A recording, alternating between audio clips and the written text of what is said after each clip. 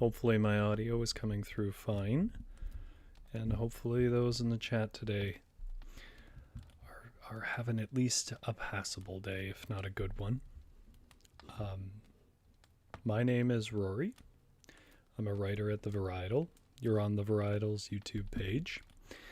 The Varietal is a group of writers who basically wanted a space to put up our work, read it, do some other things with literature that we like. And one of them is I like reading fairy tales. So I am going to read you a few fairy tales tonight.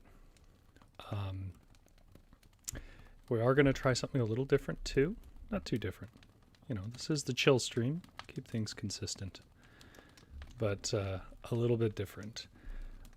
We're going to look at a few stories, but we're actually going to look at two versions of Little Red Riding Hood right off the top here.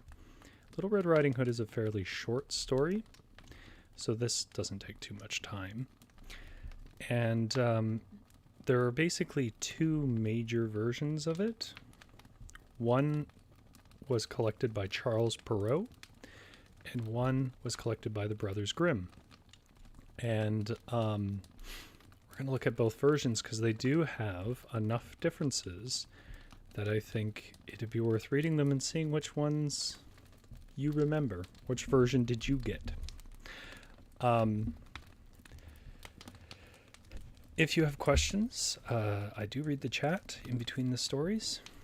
Once we're through Little Red Riding Hood, we're going to look at another Oscar Wilde story, and then we'll see how we're doing for time. If it's, you know, getting a bit late, we'll call it there. And if not, I have another very strange Edith Nesbit story for you. And I know people were like, she's so strange. But I really like her. She kind of just is herself. So just a quick audio check then. Chat, can you hear me? Is something too loud or out of balance? This is about the volume I'll be reading at, so let me know. Just as a little bit of housekeeping before I go right into the story here. If you haven't checked out our website, there are links to it down below. The story up this week is from Diane Carruthers, who has a wonderful sense of humor and a really dry wit, great observations, and I think you'll really like her story.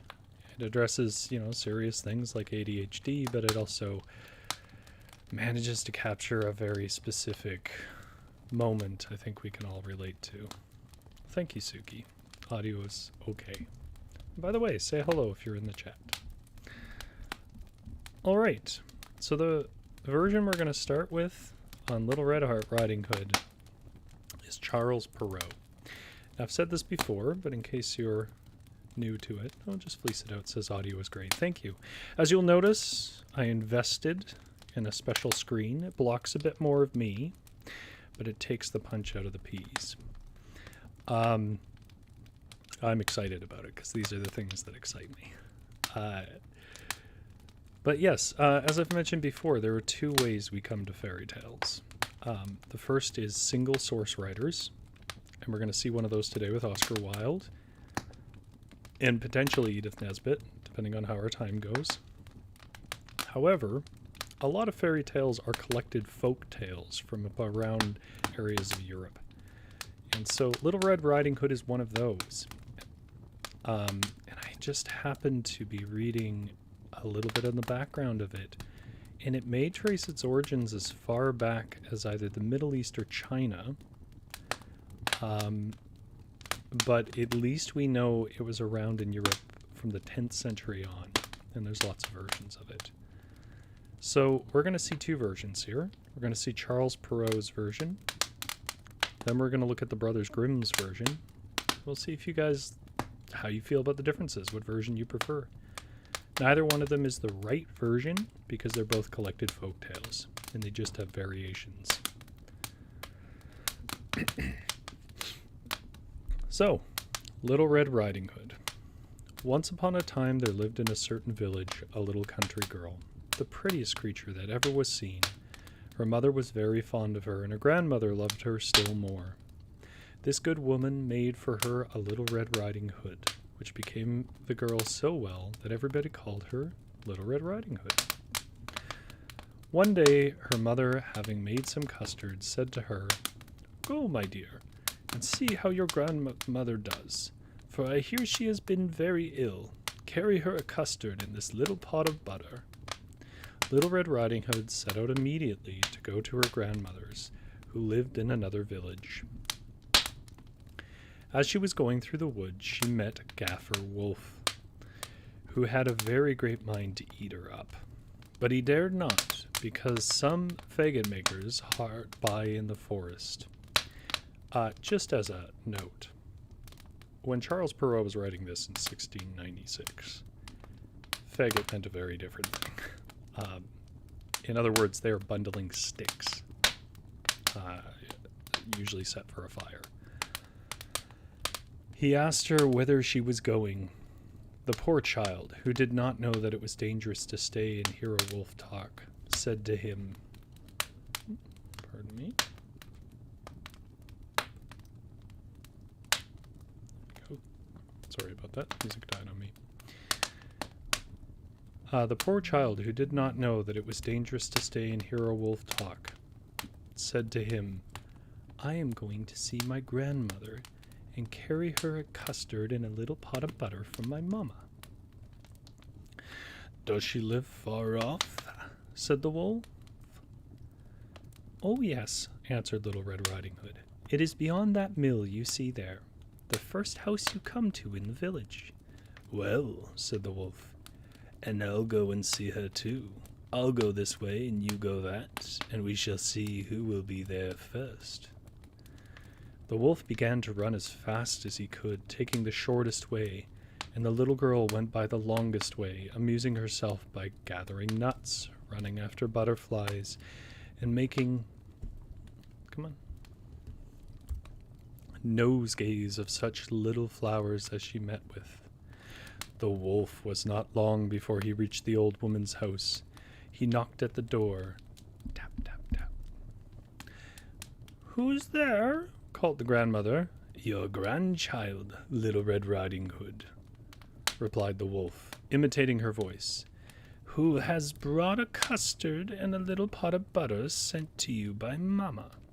The good grandmother, who was in bed because she was somewhat ill, cried out, "Pull the bobbin and the latch will go up." The wolf pulled the bobbin and the door opened. He fell upon the good woman and ate her up in no time, for he had not eaten anything for more than 3 days.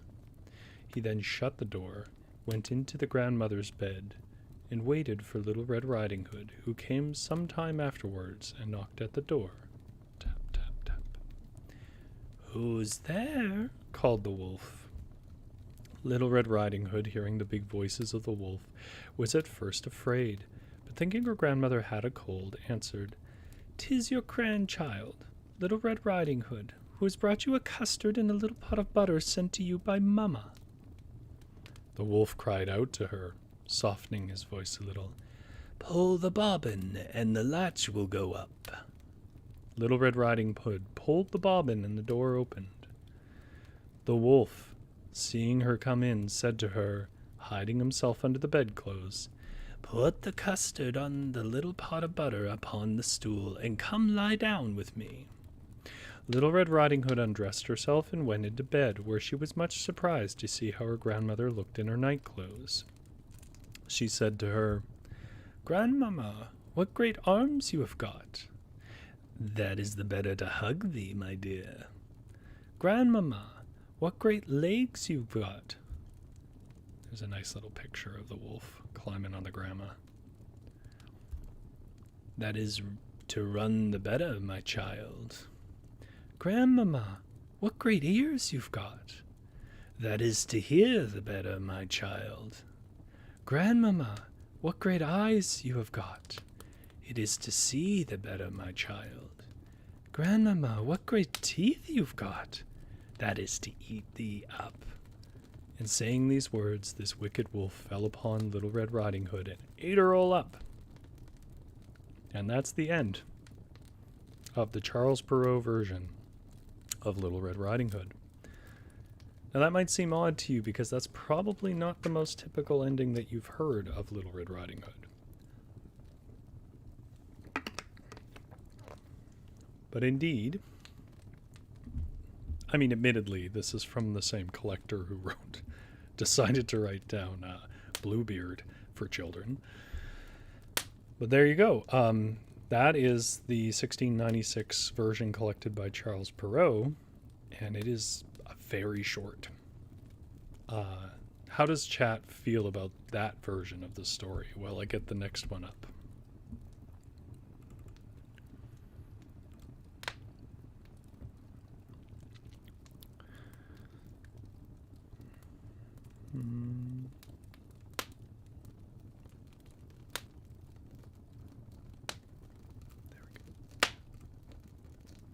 There we are.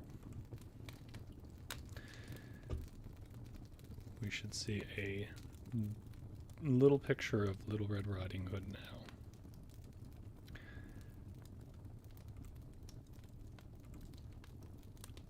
And there you are. So in the first version, basically, Little Red Riding Hood gets eaten, and that's the end. The lesson is learned for the reader, obviously, that she is, should have been more cautious. Which seems to be a through line of the story. Just fleece it out says, what? Yeah, I know. It's a surprise, isn't it? That was ridiculously short. It really was. When I first read it, I thought, like, maybe that I'd lost a page or something, but indeed, that was it. Yeah, it was very short. Now, Little Red Riding Hood is always kind of a short story, as I've come to learn. But let's look at the Brothers Grimm version, while chat sort of talks about that ending. In the Brothers Grimm version, we're going to see a different story. It has a lot of similarities to the Charles Perrault version of Little Red Riding Hood, but I think you'll notice that there are key choices that are different. It's not just the ending, but the ending is different. Once upon a time, there was a sweet little girl who was loved by everyone who looked at her, and most of all by her grandmother. There was nothing that she would not have given the child. Once she gave her a little cap of red velvet, which suited her so well that she would not wear anything else. She was always called Little Red Cap. One day her mother said to her, "Come, Little Red Cap, here is a piece of cake and a bottle of wine. Take them to your grandmother. She is ill and weak, and they will do her good. Set out before it gets too hot. Walk nicely and quietly. Do not run off the path, or you may fall and break the bottle. Then your grandmother will get nothing. When you go into her room, don't forget to say good morning, and don't stop to peep into every corner before you do it." "I'll take great care," said Little Red Cap to her mother, and gave her hand on it. The grandmother lived in the wood, half an hour's distance from the village. Just as Little Red Cap entered the wood, a wolf met her. Red Cap did not know what a wicked creature he was, and was not at all afraid of him. "Good day, Little Red Cap," said he. "Thank you kindly, wolf." "Whither away so early, Little Red Cap?" "To my grandmother's." "What have you got in your apron?" "Cake and wine. Yesterday was baking day, so poor sick grandmother is to have something good to make her stronger." "Where does your grandmother live, Little Red Cap?" "A good quarter of an hour farther on in the wood. Her house stands under 3 large oak trees. The nut trees are just below." "You surely must know it," replied Little Red Cap. The wolf thought to himself, "What a tender young creature! What a nice plump mouthful! She will be better to eat than the old woman. I must act craftily so as to catch both." He walked for a short time by the side of Little Red Cap. Then he said, "See, Little Red Cap, how pretty the flowers are about here. Why do you not look around? I believe, too, that you do not hear how sweetly the little birds are singing. You walk gravely along as if you were going to school, while everything else in the wood is merry." Little Red Cap raised her eyes, and when she saw the sunbeams dancing here and there through the trees and pretty flowers growing everywhere, she thought, "Suppose I take Grandmother a fresh nosegay. That would please her too. It is too early in the day that I shall still get there in good time. It is so early in the day that I shall still get there in good time." And so she ran from the path into the wood to look for flowers, and whenever she had picked one, she fancied that she saw still a prettier one farther on, and ran after it, and thus got deeper and deeper into the wood. Meanwhile, the wolf ran straight to the grandmother's house and knocked at the door. "Who is there?" "Little Red Cap," replied the wolf. "She is bringing cake and wine. Open the door." "Lift the latch," called out the grandmother. "I am too weak and I cannot get up." The wolf lifted the latch and the door flew open, and without saying a word he went straight to the grandmother's bed and devoured her. Then he put on her clothes and dressed himself in her cap, laid himself in bed and drew the curtains. Little Red Cap, however, had been running about picking flowers. When she had gathered so many that she could carry no more, she remembered her grandmother and set out on the way to her.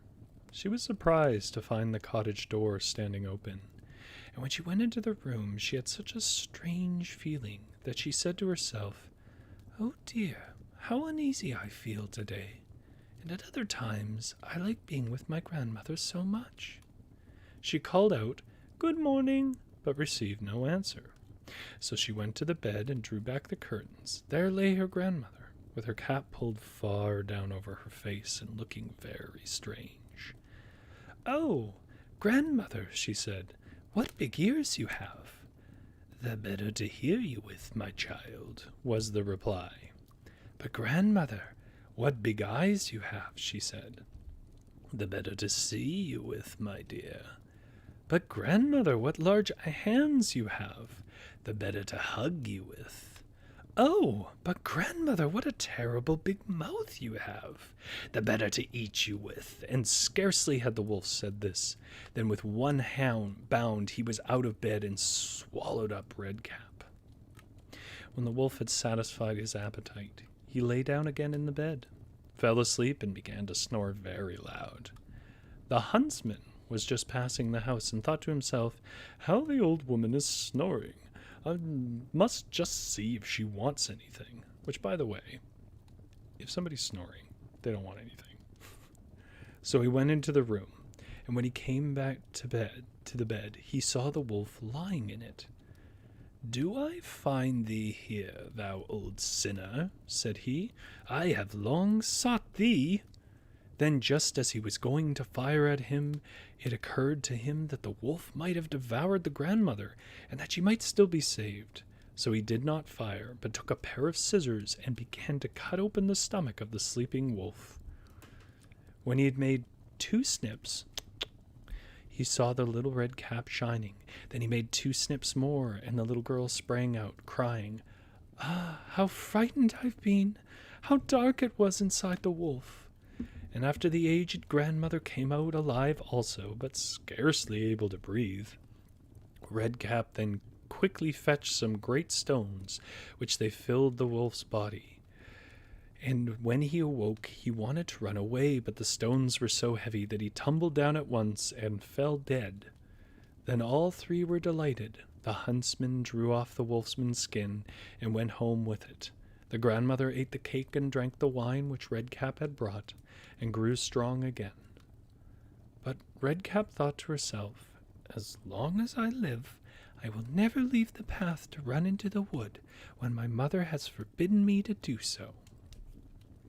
And that's the end of the Brothers Grimm version of Little Red Riding Hood, which I'm willing to bet is probably more in line with the version that most people have heard. Suki says, "Why do fairy tales have the weirdest measures of time?" This reminds me of a half of a quarter of an hour from last week's. I don't know. That could be just a weird historical thing. I really honestly don't know why there are different measures of times in fairy tales. It seems to me that you are correct in that it happens often. Just Fleece It Out says, whoa, this is not what I read as a child. Dark. Oh, the stones in the belly. Now that's interesting, Just Fleece It Out, because the stones in the belly is the version that I recall hearing as a child. And I think even as a child, I wondered, like, why doesn't the wolf wake up when you're cutting his gut open? And why doesn't that kill him? But putting stones in his belly do. There are versions of the story that I've heard too where the stones in the belly are used to drown him. But in this one, he just falls down because of it and dies. There's really no explanation why cutting him open, putting rocks in didn't kill him, but somehow standing with the rocks did. So there are, just because I don't normally have this kind of background on these stories, but just a couple of other things. Apparently Little Red Riding Hood from region to region has some consistencies. One of the inconsistencies, is whether it's a wolf or not. Sometimes it's a troll, other times it's, I think it was a gargoyle or something like that, or an ogre. There's lots of different things that it's been. Wolf is obviously the most famous one for us. But there are consistencies, which he's bringing the grandmother changes all the time. And we saw that here. In the first one, she's bringing a pot of butter and, blanking on what the other half of it was, something baked. But in this one, she's bringing wine and cake. But she's always asked to, apparently it isn't explicitly said in here, but she's always asked to remove her clothes and get in bed with the wolf. And that's interesting to me, because if the lesson here is for children to be cautious of strangers, which is kind of what I take the lesson to be, I think why that point would come up often would speak to who those different cultures who tell the folktale are really thinking of, child predators. But I think it's a really interesting story for a bunch of other reasons that I won't go into here, because this isn't really a theory and discussion kind of stream. I will just say it's interesting because it basically boils down to trying to teach children not everyone is trustworthy. Suki says, I feel like I heard an amalgamation of the two. Both feel familiar. That's entirely possible. Like I said, there's a lot of different versions. I've read you what are considered the two most famous versions.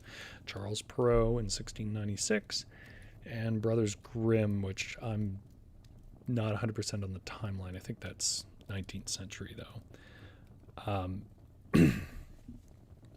Brothers Grimm is also obviously a lot more involved and has a happier ending. Though, a more grim ending. Pun intended.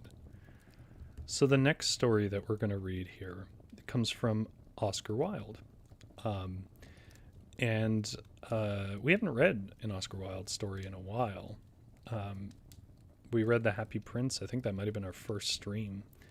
I really did like that. That's a beautiful story. This one's called The Selfish Giant. The Selfish Giant, I don't think is nearly as well known. Definitely not as well known as The Happy Prince. And like a lot of fairy tales, we'll see that it has, overt Christian themes. European fairy tales tend to always wrap around that. Not always, but very often. And Oscar Wilde in particular, his fairy tales always seem to take a Christian theme. So we'll see that in this. It's a very pretty story, and because it's a single source author rather than a collected work, we'll see more developed characters and more thorough descriptions. So this is The Selfish Giant by Oscar Wilde. And there he is. There's the Selfish Giant.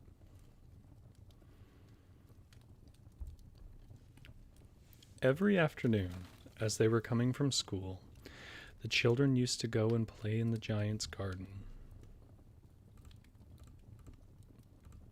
There we go. Every afternoon, as they were coming from school, the children used to go and play in the giant's garden. It was a large, lovely garden. Oh, do I have no music? How long has that been going? Sorry, guys. Let me know if that music's too loud. I don't know how it got muted. Every afternoon, as they were coming from school, the children used to go and play in the giant's garden. It was a large, lovely garden with soft green grass. Here and there, over the grass, stood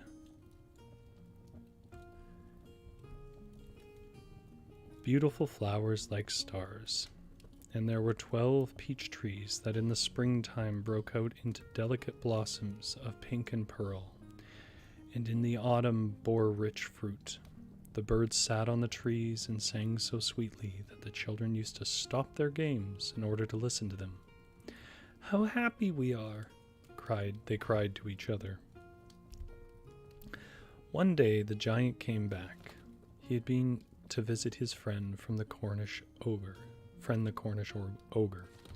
and had stayed with him for 7 years. After the 7 years were over, he had said all that he had to say, for his conversation was limited, and he determined to return to his own castle.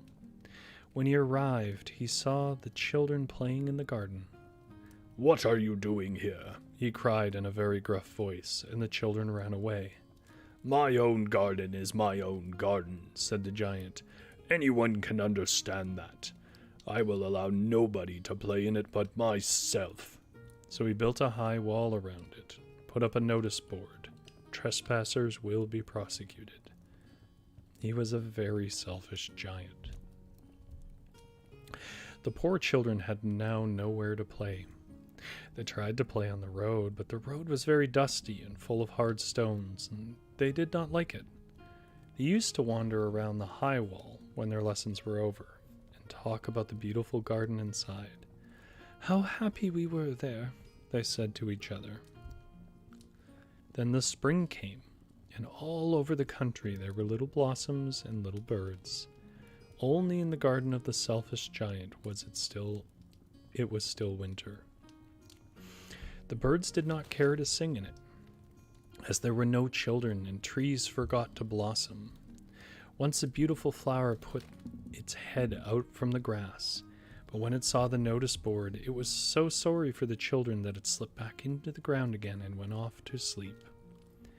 The only people who were pleased were the snow and the frost. "Spring has forgotten this garden," they cried, "so we will live here all the year round." The snow covered up the grass with her great white cloak, and the frost painted all the trees silver.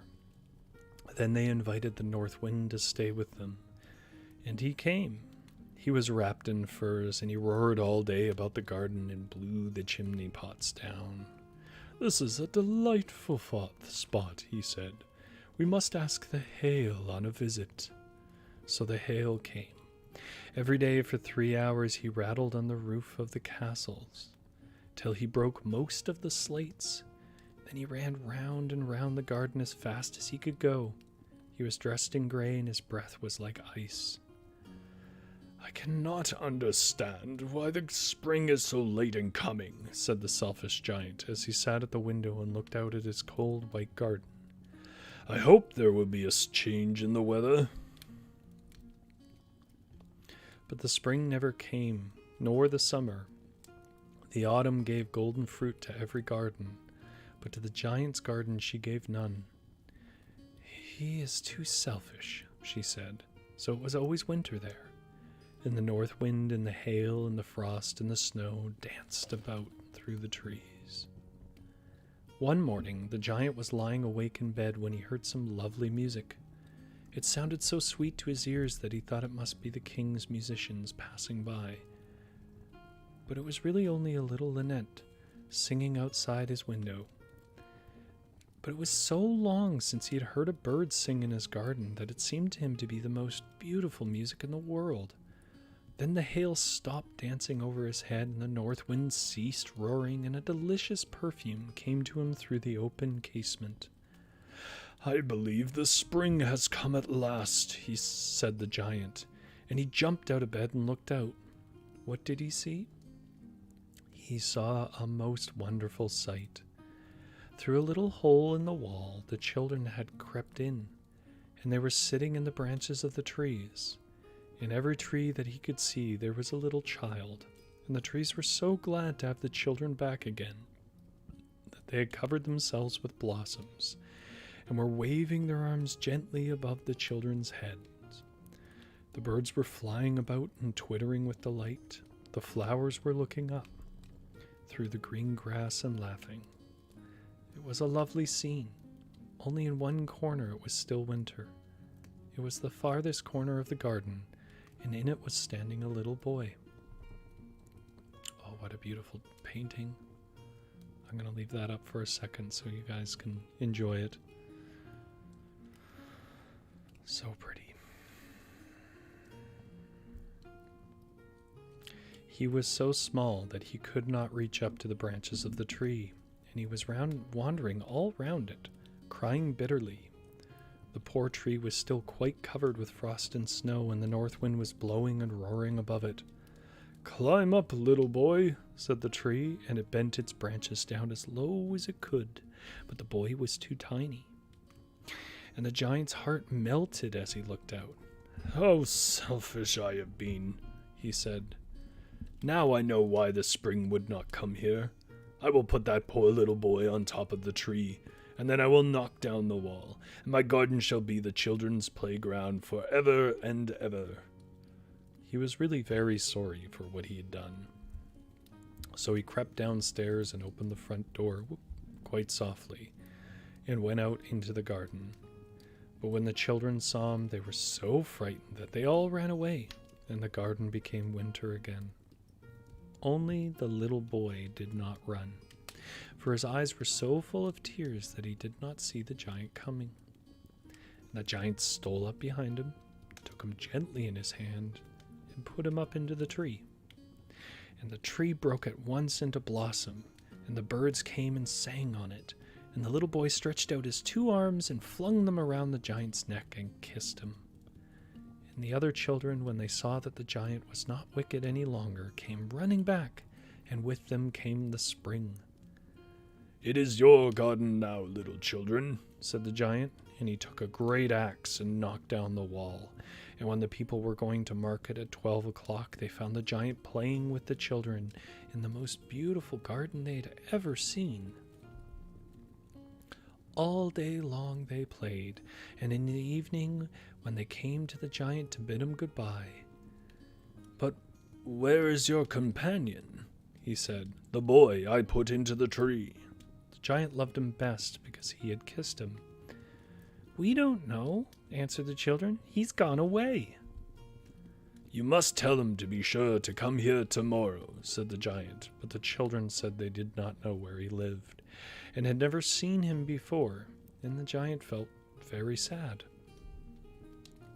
Every afternoon when school was over, the children came and played with the giant, but the little boy, whom the giant had loved, was never seen again. The giant was very kind to all the children, yet he longed for his first little friend, and often spoke of him. "How I would like to see him," he used to say. Years went over, and the giant grew very old and feeble. He could not play about any more. So he sat in a huge armchair and watched the children at their games, and admired his garden. "I have many beautiful flowers," he said, "but the children are the most beautiful flowers of all." One winter morning, he looked out of his window as he was dressing. He did not hate the winter now, for he knew that it was merely the spring asleep, and that the flowers were resting. Suddenly he rubbed his eyes in wonder, and looked and looked. Certainly it was a marvelous sight. In the farthest corner of the garden was a tree quite covered with lovely white blossoms. Its branches were all golden, and silver fruit hung down from them, and underneath it stood the little boy he had loved. There he is, another gorgeous painting of the little boy. Downstairs ran the giant in a great joy, and out into the garden. He hastened across the grass and came near to the child. And when he came quite close to his his face grew red with anger, and he said, "Who hath dared to wound thee?" For on the palms of the child's hands were the prints of 2 nails, and the prints of 2 nails were on the little feet. "Who hath dared wound thee?" cried the giant. "Tell me, that I might take my big sword and slay him." "Nay," answered the child, "but these are the wounds of love." "Who art thou?" said the giant, and a strange awe fell on him, and he knelt before the little child. And the child smiled on the giant and said to him, "You let me play once in your garden. Today you shall come with me to my garden, which is paradise." And when the children ran in that afternoon, they found the giant lying dead under the tree, all covered with white blossoms. So, I mean, obviously, very overt Christian themes, but man, Oscar Wilde can write. I mean, hot take, controversial, I know, but I think he can write. We're doing okay for time, so I think we're going to have time for Edith Nesbit in her incredibly strange story. How did chat feel about the Oscar Wilde tale? Or as we call him on this channel, the Oliver Wilde tale. If you guys were not present for this, when we first read this story, for just no good reason other than I'm an idiot, I said Oliver Wilde instead of Oscar Wilde, who is definitely not a person. Holly says, "I don't remember the stones. The wolves died." This is probably in reference to Little Red Riding Hood then. "The wolf died from being cut open to get grandma out in the version I read." Well, that's a version that makes sense. Because I'm going to tell you right now, you cut a wolf open, A, it's not going to stay asleep, and B, it's definitely going to die.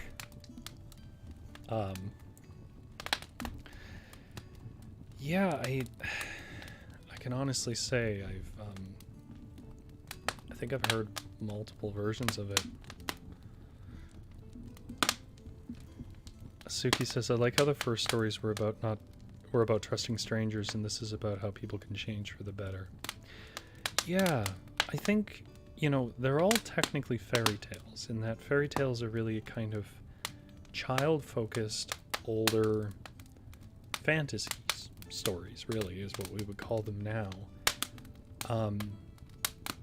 But there is a distinct difference between the ones written by a single author and the ones collected that I've noticed. The collected ones are very much concerned with just using it as a way of passing a cultural lesson on, like bird songs, hum to a new generation of birds. The message, the theme, the moral, if you will, is the point. And everything else just is the set dressing that changes based on when you tell it. But in the single author versions, they tend to be there's a lot more psychology of the characters, and it's a lot more about understanding the characters, which makes sense to me as an author. Like, that's the drive to write, is to sort of expand your empathy or to help other people understand things about the inner lives of other people. And so, yeah, I mean, we get this insight about, people can change, which is very different than basically a parent disguising a lesson of you shouldn't trust strangers, they could be wolves. Holly says, "I've been in and out. Did the woodsman marry Red Riding Hood in this version? Because I've heard that too." Well, we just read in Oscar Wilde story But if you mean the second version from Grimm's Fairy Tales, Holly, no, did not marry it. Because in this story, she's a young child, and the huntsman, it's not a woodsman in the Grimm's version, it's a hunter, basically just shows up and slaughters it. His prize is the pelt. He gets the pelt of the wolf.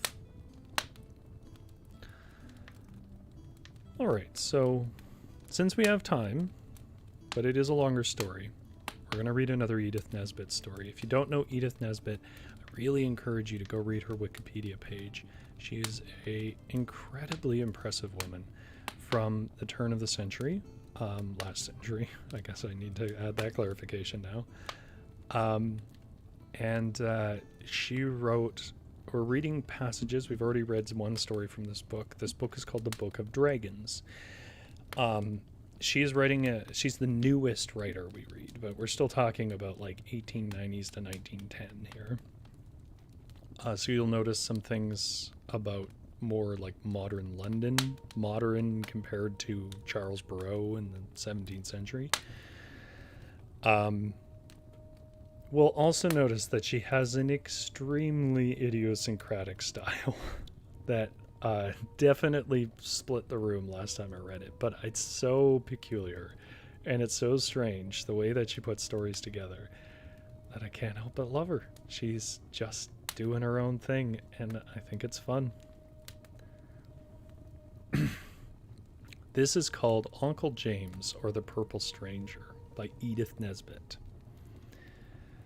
The princess and the gardener's boy were playing in the backyard. "What will you do when you grow up, princess?" asked the gardener's boy. "I should like to marry you, Tom," said the princess. "Would you mind?" "No," said the gardener's boy. "I shouldn't mind much. I'll marry you if you like, if I have time." For the gardener's boy meant, as soon as he was grown up, to be a general and a poet and a prime minister and an admiral and a civil engineer. Meanwhile, he was top of all his classes at school and tip-top of the geography class. As for the Princess Marianne, she was a very good little girl, and everyone loved her. She was always kind and polite, even to her Uncle James and to other people whom she did not like very much. And though she was not very clever, for a princess, she always tried to do her lessons. Even if you know perfectly well that you can't do your lessons, you may as well try, and sometimes you find out by some fortunate accident they really are done. Then the princess had a truly good heart. She was always kind to her pets. She never slapped her hippopotamus when it broke her dolls in its playful gambols. And she never forgot to feed her rhinoceroses in their little hutch in the backyard. Her elephant was devoted to her, and sometimes Marianne made her nurse quite cross by smuggling the dear little thing up to bed with her and letting it go to sleep with its long trunk laid lovingly across her throat and its pretty head cuddled up under the royal right ear. When the princess had been good all through the week, for, like all real, live, nice children, she was sometimes naughty but never bad, Nurse would allow her to ask her little friends to come on Wednesday morning early and spend the day. Because Wednesday is the end of the week in that country, then the afternoon, when all the little dukes and duchesses and marquises and countesses had finished their rice pudding and had had their hands and face washed after it, Nurse would say, "Now, my dears, what would you like to do this afternoon?" Just as if she didn't know. The answer would always be the same. "Oh, do let's go to the zoological gardens and ride on the big guinea pig and feed the rabbits and hear the dormouse asleep." So, their pinafores, pardon me, hailed my own spit.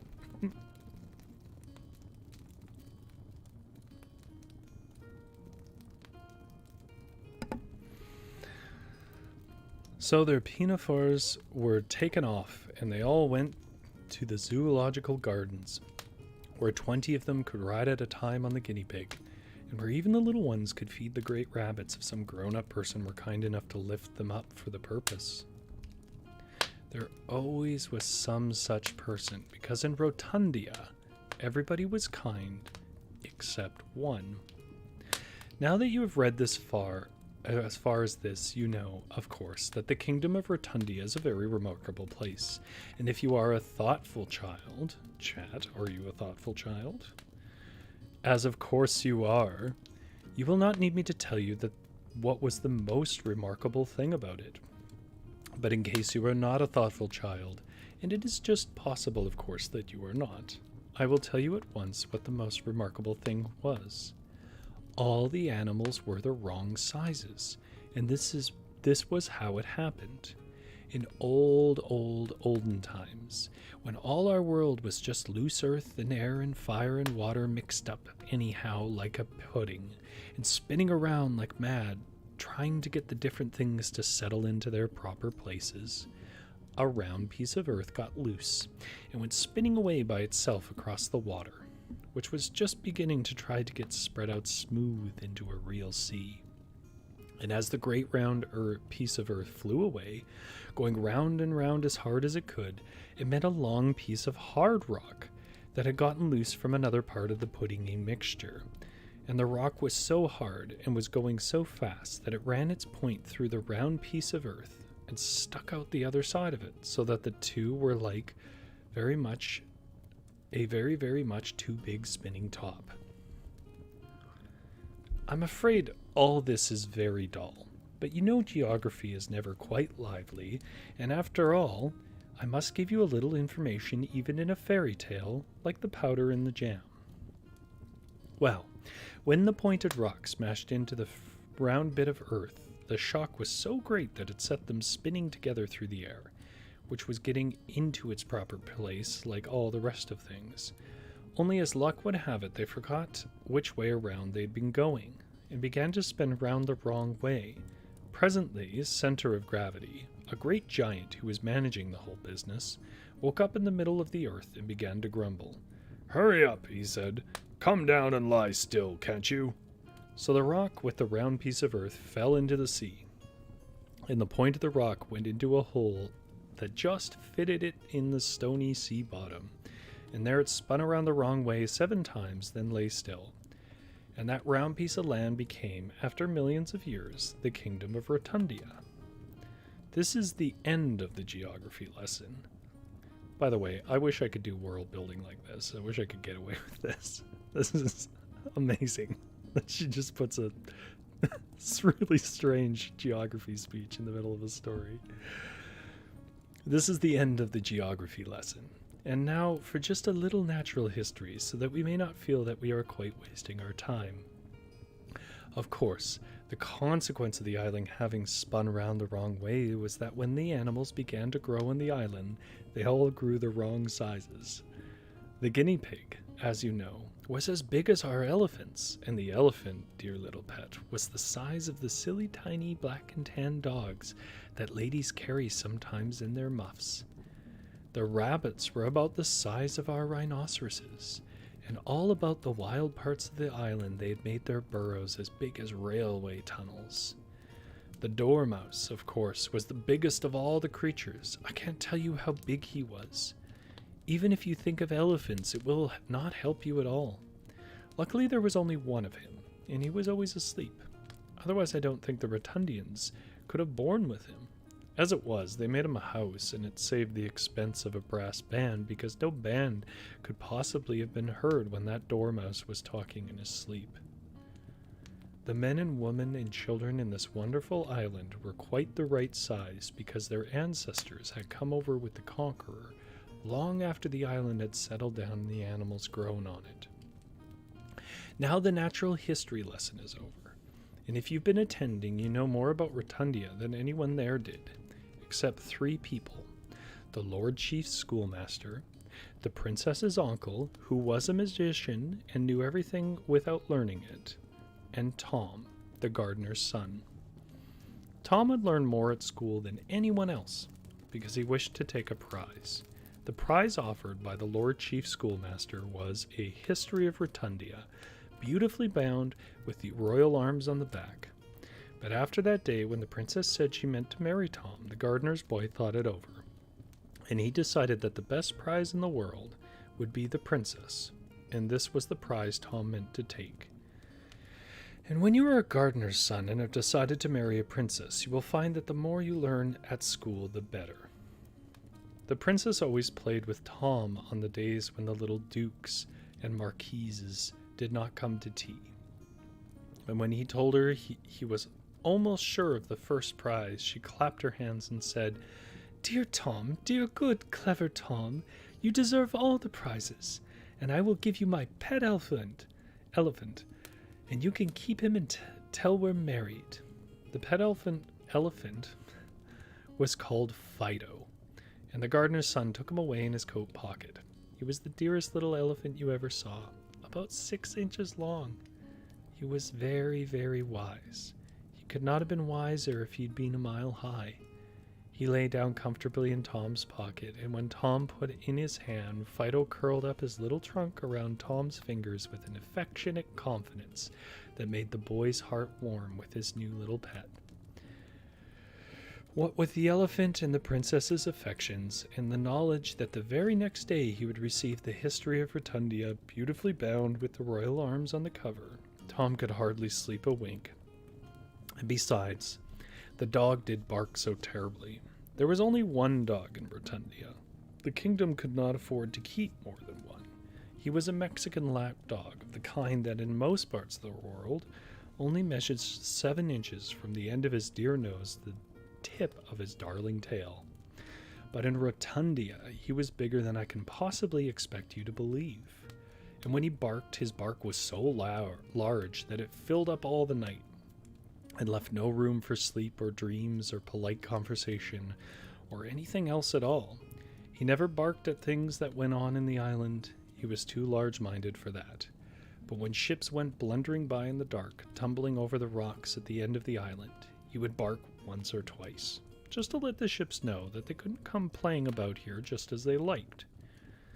But on this particular night, he barked and barked and barked, and the princess said, oh dear, I wish he wouldn't. I am so sleepy." And Tom said to himself, "I wonder whatever is the matter. As soon as it's light, I'll go and see."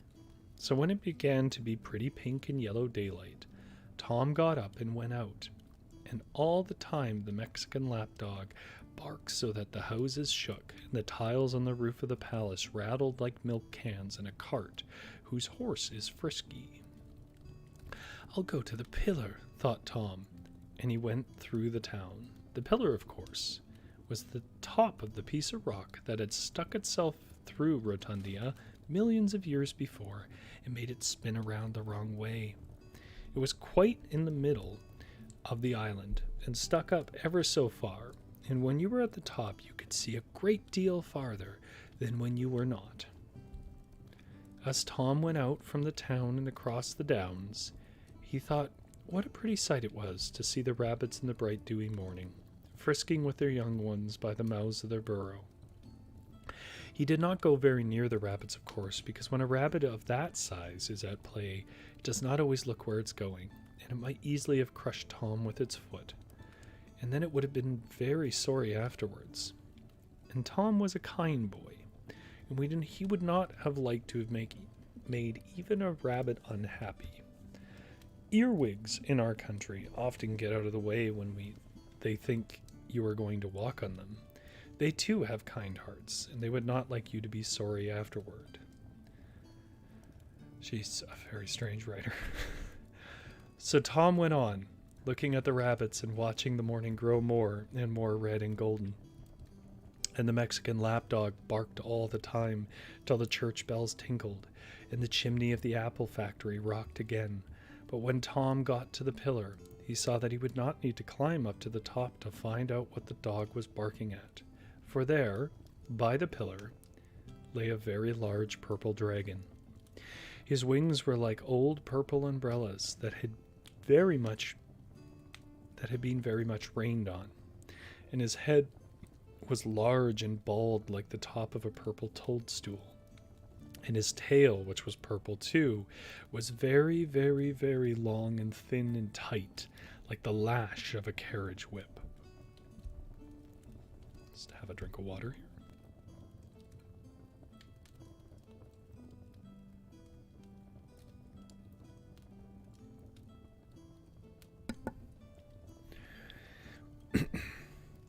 It was licking one of its purple umbrella-y wings, and every now and then it moaned and leaned its head back against the rocky pillar as though it felt faint. Tom saw at once what had happened. A flight of purple dragons must have crossed the island in the night, and this poor one must have knocked its wing and broken it against the pillar. Everyone is kind to everyone in Rotundia, and Tom was not afraid of the dragon, although he had never spoken to one before. He'd often watched them flying across the sea, but he'd never expected to get to know one personally. So now he said, "I'm afraid you don't feel quite well." The dragon shook his large purple head. He could not speak, but like all other animals, he could understand well enough when he liked. "Can I get you anything?" asked Tom politely. The dragon opened his purple eyes with an inquiring smile. "A bun or two now," said Tom coaxingly. "There's a beautiful bun tree quite close." The dragon opened a great purple mouth and licked his purple lips. So Tom ran and shook the bun tree, and soon came back with an armful of fresh currant buns, and as he came he picked a few of the bath kind, which grow on the low bushes near the pillar. Because, of course, another consequence of the island having spun the wrong way is that all things we have to make, buns and cakes and shortbread, grow on trees and bushes. But in Rotundia, they have to make their cauliflowers and cabbages and carrots and apples and onions, just as our cooks make puddings and turnovers. Tom gave all the buns to the dragon, saying, "Here, try to eat a little. You'll soon feel better then." The dragon ate up the buns, nodded rather ungraciously, and began to lick his wing again. So Tom left him and went back to the town with the news, and everyone was so excited at a real live dragon's being on the island, a thing that had never happened before, that they all went out to look at it, instead of going to the prize giving, and the Lord Chief Schoolmaster went with the rest. Now he had Tom's prize, the history of Rotundia, in his pocket, the one bounding calf with the royal arms on the cover, and it happened to drop out, and the dragon ate it, so Tom never got the prize at all. But the dragon, when he had gotten it, did not like it. "Perhaps it's all for the best," said Tom. "I might not have liked that prize either if I'd gotten it." It happened to be a Wednesday, so when the princess's friends were asked what they would like to do, all the little dukes and marquises and earls said, "Let's go see the dragon." But the little duchesses and marchionesses and countesses said they were afraid.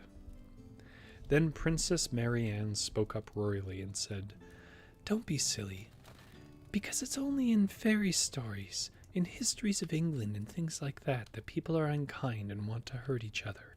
In Rotundia, everyone is kind, and no one has anything to be afraid of unless they're naughty, and then we know it's for our own good. Let's all go and see the dragon. We might take some acid drops." So they went, and all the titled children took in turns to feed the dragon with acid drops. I don't know what acid drops are, by the way. And he seemed pleased and flattered, and wagged as much of his purple tail as he could get at conveniently, for it was a very, very long tail indeed. But when it came to the princess's turn to give an acid drop to the dragon, he smiled very wide and wagged his tail to the very last long inch of it, as much to say, "Oh, you nice, kind, pretty little princess." But deep down in his wicked purple heart, he was saying, "Oh, you nice, fat, pretty little princess. I should like to eat you instead of eat those silly acid drops." But of course nobody heard him except the princess's uncle, and he was a magician and accustomed to listening at doors. It was a part of his trade. I really don't understand her concept of magician, by the way. Now you will remember that I told you there was one wicked person in Rotundia, and I cannot conceal from you any longer that this complete bad was the princess's uncle James.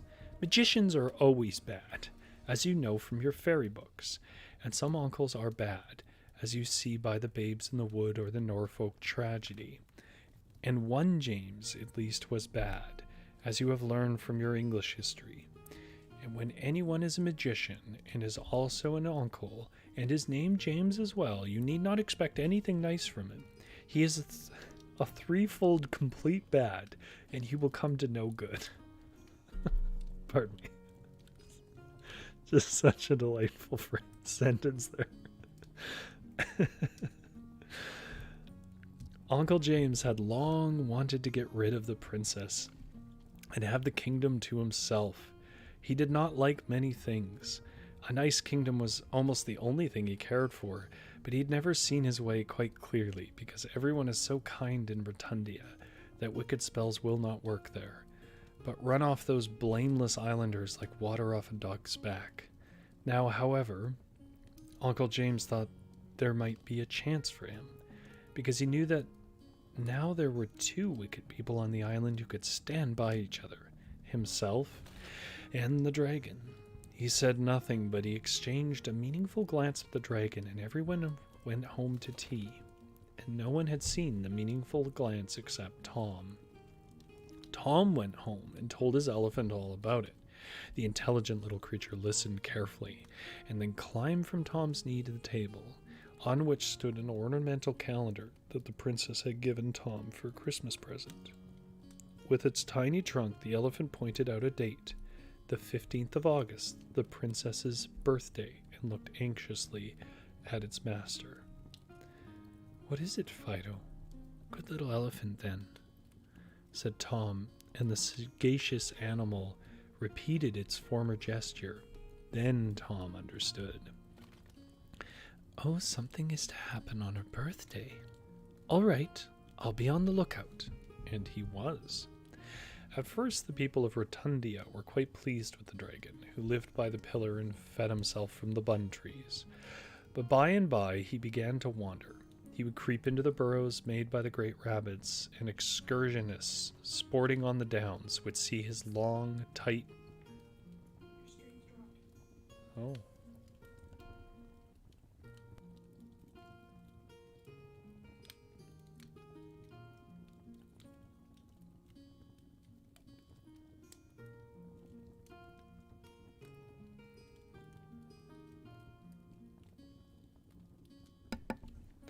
Sorry, is chat still hearing me? I got somebody telling me that my stream dropped.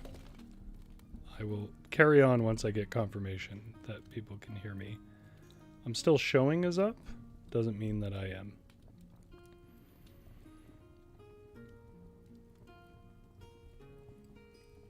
I will get a little bit of water in the meantime.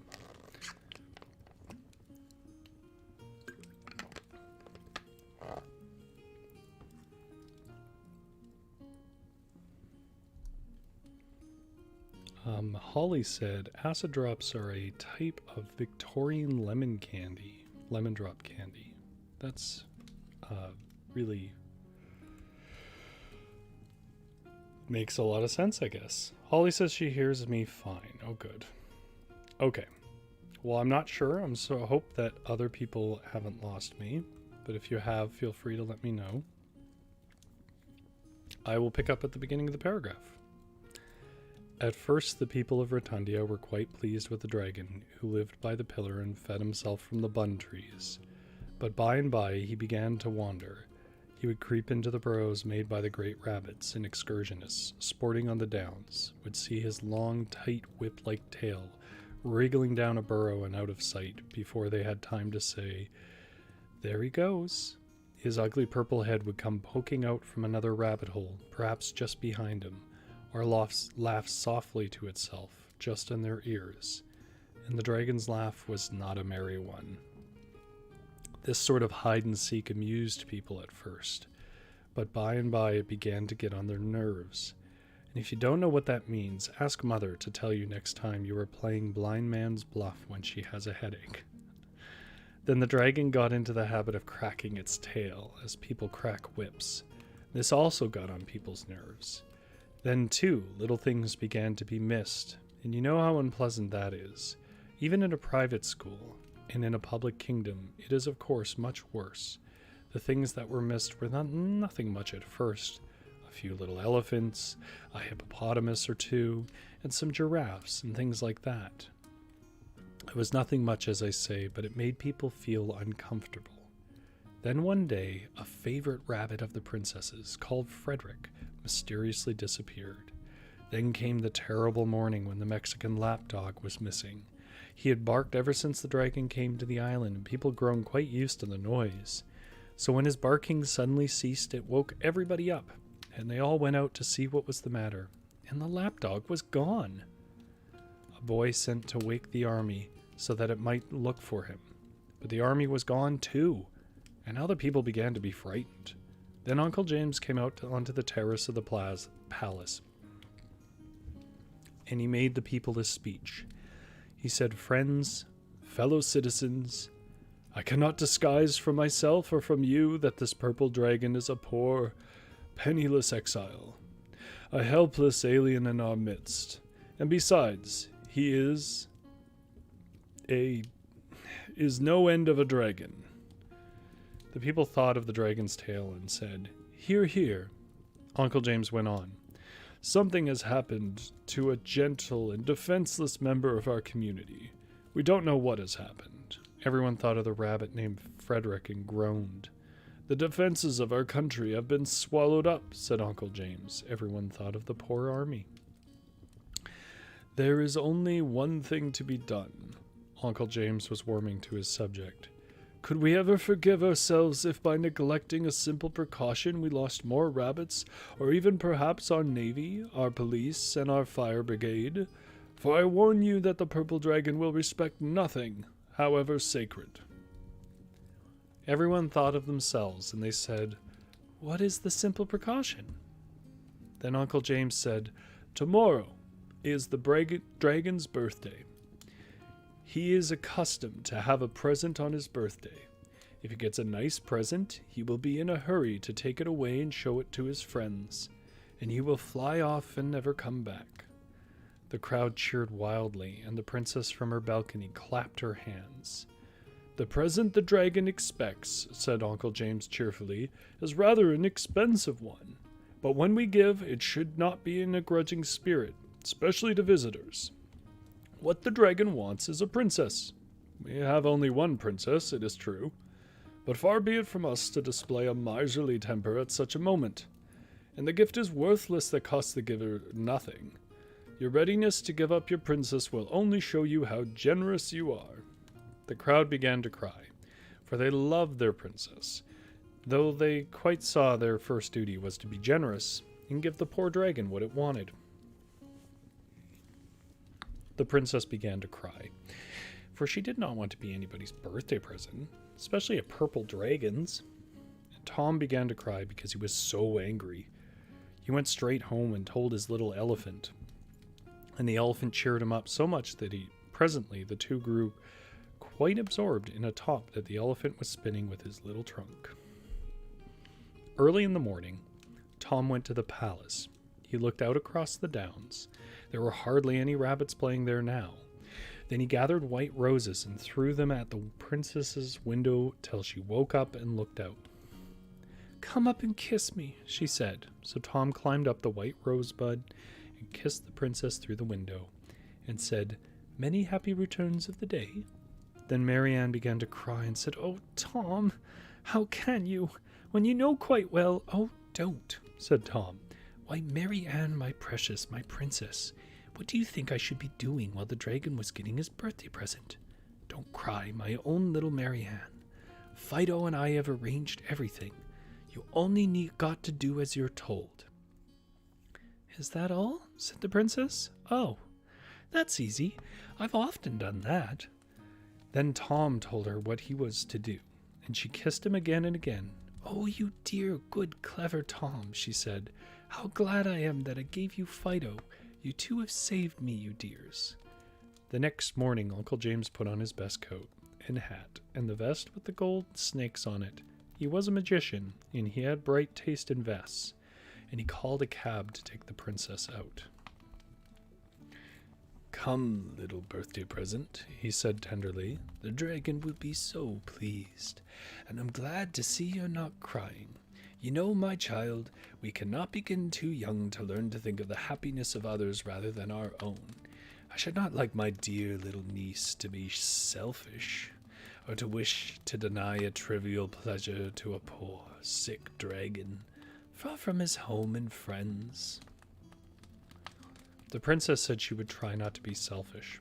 Presently the cab drew up near the pillar, and there was the dragon, his ugly purple head shining in the sun, and his ugly purple mouth half open. Uncle James said, "Good morning, sir. We've brought you a small present for your birthday. We do not like to let such an anniversary go by without some suitable testimonial, especially to one who is a stranger in our midst. Our means are small, but our hearts are large. We have but one princess, but we give her freely. Do we not, my child?" The princess said she supposed so, and the dragon came a little nearer. Suddenly a voice cried, "Run!" And there was Tom, and he had brought the zoological guinea pig and a pair of Belgian hares with him. "Just to see fair," said Tom. Uncle James was furious. "What do you mean, sir?" he cried. "By intruding on a state function with your common rabbits and things? Go away, naughty little boy, and play with them somewhere else." But while he was speaking, the rabbits had come up on one on each side of him, their great sides towering ever so high, and now they pressed between them, so that he was buried in their thick fur and almost choked. The princess, meantime, had to run to the other side of the pillar, and was peeping around it to see what was going on. The crowd had followed the cab out of town. Now they reached the scene of the state function, and they all cried out, "Fair play, play fair. We can't go back on our word like this. Give a thing and take a thing? Why, it's never done. Let the poor exiled dragon have his birthday present." And they tried to get at Tom, but the guinea pig stood in the way. "Yes," Tom cried, "fair play is a jewel, and your helpless exile shall have the princess, if he can catch her. Now then, Marianne." Marianne looked around the big pillar and called to the dragon, "Bo, you can't catch me," and began to run as fast as ever she could, and the dragon ran after her. When the princess had run a half-mile, she stopped, dodged around a tree, then back to the pillar and around it, and the dragon after her. You see, he was so long, he could not turn as quickly as she could. Round and around the pillar ran the princess. The first time she ran round a long way from the pillar, then nearer and nearer, with the dragon after her all the time. And he was so busy trying to catch her that he never noticed that Tom had tied the very end of his long, tight, whip-cordy tail to the rock, so that the more the dragon ran around, the more times he twisted his tail around the pillar. It was exactly like winding a top, only the peg was the pillar, and the dragon's tail was the string, and the magician was safe between the Belgian hares, and couldn't see anything but darkness or do anything but choke. When the dragon was wound onto the pillar as much as he possibly could be, and as tight like cotton on a reel, the princess stopped running, and though she had very little breath left, she managed to say, "Yay, who's won now?" This annoyed the dragon so much that he put out all his strength, spread his great purple wings, and tried to fly at her. Of course, this pulled his tail, and pulled it very hard. So hard that as he pulled, the tail had to come, and the pillar had to come around with the tail, and the island had to come around with the pillar, and in another minute the tail was loose, and the island was spinning around exactly like a top. It spun so fast that everyone fell flat on their faces. Oh. Sorry, it looks like we dropped for a moment.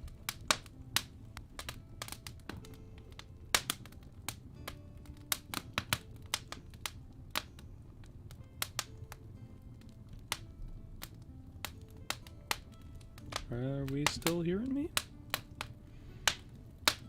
Seems like we're having some issues tonight. Be a shame if this was when it dropped.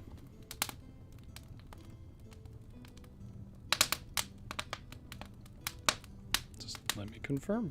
It's not showing as working.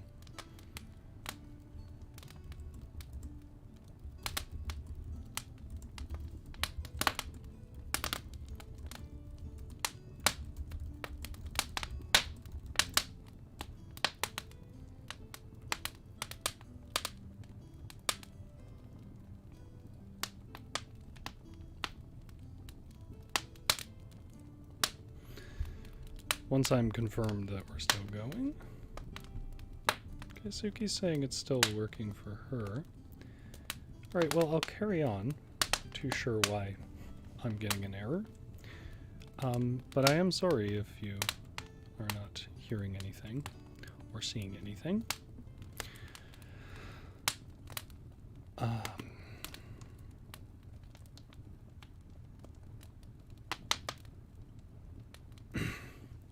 And the island was spinning around exactly like a top. It spun so fast that everyone fell flat on their faces and held on tight to themselves because they felt something was going to happen. All but the magician, who was choking between the Belgian hares and felt nothing but fur and fury. And something did happen. The dragon had sent the kingdom of Rotundia spinning the way it ought to have gone at the beginning of the world. And as it spun around, all the animals began to change size. The guinea pigs got small, and the elephants got big, and the men and women and children would have changed size too if they had not had the sense to hold on themselves. Very tight indeed.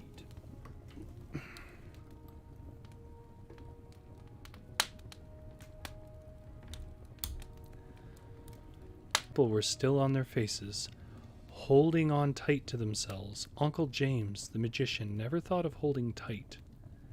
He only thought of how to punish Belgian hares and the sons of gardeners. So when the big beast grew small, he grew small with other beasts. And the little purple dragon, and when he fell at the princess's feet, saw there a very small magician named Uncle James, and the dragon took him because it wanted a birthday present.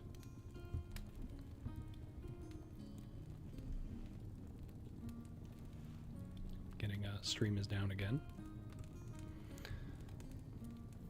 I think I know what's going on, but there's not much I can do about it while we're live. We're almost done the story, so thank you to anybody who has stuck it out. I'm going to carry on. I hope it comes back, and if it doesn't, I apologize.